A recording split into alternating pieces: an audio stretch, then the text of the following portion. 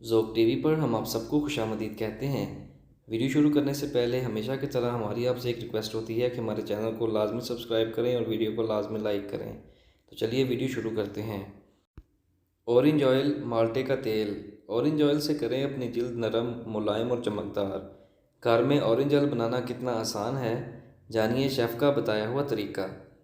नाज़रीन कराम, आजकल माल्टों यानी किनुओं का मौसम है और हर घर में ये बहुत शौक़ से खाए भी जाते हैं।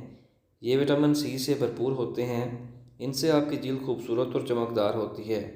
किन्नू या माल्टे खाने में जितने मज़ेदार होते हैं, उनके छिलके भी बहुत कारआमद साबित होते हैं। ये मुख्तलिफ़ ब्यूटी प्रोडक्ट्स में भी इस्तेमाल होते हैं। इससे उपटन वगैरह भी बनाया जाता है।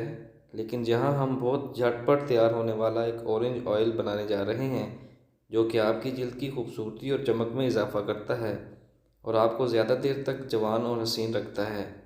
शेफ़ फ़याज़ अंसारी ने इसका आसान तरीका कुछ यूँ बताया है।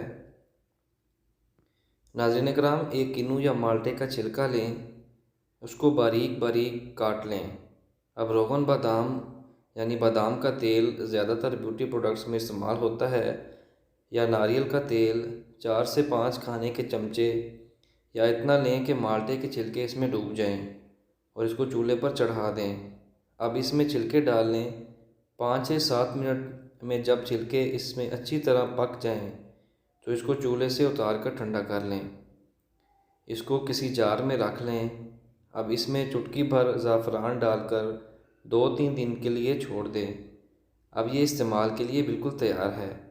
6 से 7 दिन के इस्तेमाल से आपको अंदाज़ा होगा कि आपकी जिल्द कितनी चमकदार और ख़ूबसूरत बन गई है। हम उम्मीद करते हैं कि हमारे नाज़रीन को हमारी ये वीडियो भी अच्छी लगी होगी। तो वीडियो को लाइक ज़रूर करें और चैनल को सब्सक्राइब करने के साथ साथ दूसरों के साथ शेयर करें। मिलते हैं नेक्स्ट वीडियो में, तब तक के लिए अल्लाह हाफिज़।